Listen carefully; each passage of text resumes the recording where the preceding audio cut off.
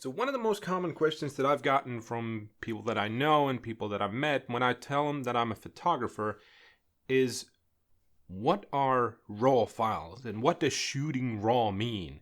Why do photographers do everything RAW? Photography wise. And if that's something that you've been wondering, grab a cup of coffee and I will do my very best to try to explain to you what RAW photos are and what function do they serve. Okay? Let's talk.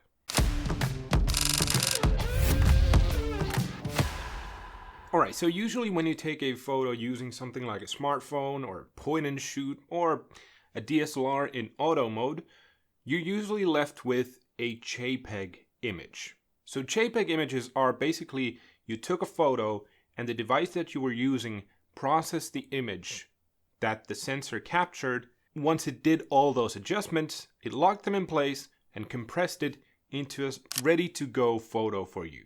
And by processing, I mean that the camera adjusted the white balance, the contrast, the saturation, all of that so that you have something quick and easy to use.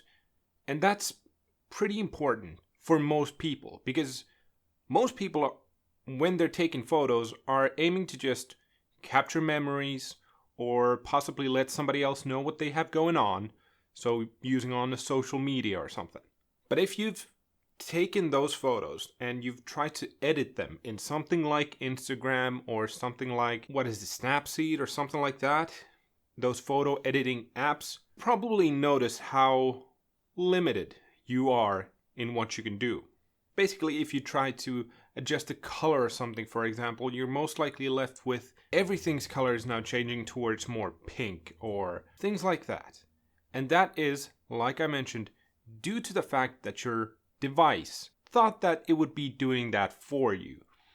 So it put all of those settings in place and locked them in so it could just take smaller values of everything so that your file size would be smaller and you can go ahead and capture more images. So the question is, how do RAW files differ from that? Well, basically, when you shoot RAW, the device that you're using doesn't do any of that. It doesn't do any processing to the image. What you're left with is a RAW file, meaning that it is a file that has all of the information that the sensor was able to capture. None of it was altered in any way, none of it was adjusted, which means that a RAW photo usually looks pretty bland and pretty boring. Most of the time a JPEG would possibly look better than a RAW file in its raw form. But that is precisely why photographers like to use it. Because that data is still there. All of that processing that your camera did to the JPEG is now up to you to do. Essentially, RAW photos saving all of that information means that the data is still there and you can still extract it, you can still access it. So if you have two photos of the same spot where you have someone standing on a clearing, there are shadows in the image as well as the sky, and it's a bright sunny day. Most likely, in the JPEG photo, those shadows will be really dark and there won't be pretty much any detail in there, and the sky will most likely be blown out, so it's just all white or just like very washed out blue. But the power of RAW photo is when you have that same shot as a RAW file, the sensor actually did get all the detail from the shadows, and the sensor did get the detail from the sky, but because of the camera's processing and it aiming to get the subject all looking fine and well, all of the rest of the stuff, they're gone. But when you have a RAW file, you can adjust the shadows and you can bring up in exposure those shadows and you can still reveal the details hidden inside. The same thing goes with the sky. You can bring down the exposure of the sky and still get that nice blue sky so that you end up with a photo where your subject is very well lit, it's all correctly exposed, but on top of that, you can still see the shadows and you can still see the sky. Nothing is blown out. This is also called dynamic range. So if you've heard that phrase before, dynamic range basically means your darkest area where detail is still captured and your brightest area where detail is still captured. With RAW files, this is a generalization, but basically with RAW files, it's like this. With JPEGs, it's like this.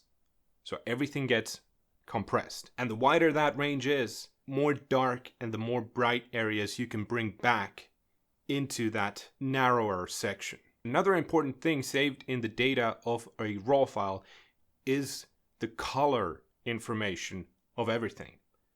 Meaning that if you have a certain color that you want to get rid of or you want to adjust, you can do so without affecting any other colors. One of the biggest ways that you can notice this is white balance. White balance means your ability to adjust the coloration of everything in relation to the warmth of the lighting in the image. So if you're shooting someone by candlelight, the image will be very warm. And if you're shooting someone in broad daylight, the image will be much more closer to white than yellow. With white balance, you can make either shot look like either one, temperature-wise, without it looking unnatural. And you can test this for yourself, because if you have any JPEG images and you go to edit them and you see white balance, well, when you try to adjust the white balance of a JPEG image, you can basically make everything either yellow or blue. And this is all, of course, on top of the most important adjustments that RAW files allow you, which is your exposure in general, or your saturation, your vibrance, your contrast, and the difference between adjusting the exposure of highlights, midtones, shadows.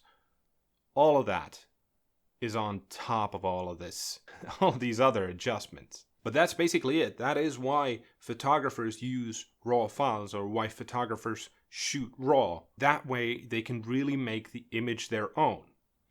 It's basically the difference of being given a frozen pizza, being the JPEG here, or the ingredients for making a pizza from scratch, the RAW file. The end result with both will still be pizza, but one of them allows you much more flexibility in how the end result tastes like. That is why you can give 10 different photographers a single RAW photo, and the end result will pretty much surely be different with all of them. Alright, so if you liked the video, if this helped you out at all, let me know in the comments below and leave a like on the video because, engagement stuff. I hope you all have a great rest of your week, and I will catch you all in the next one. Okay? Bye!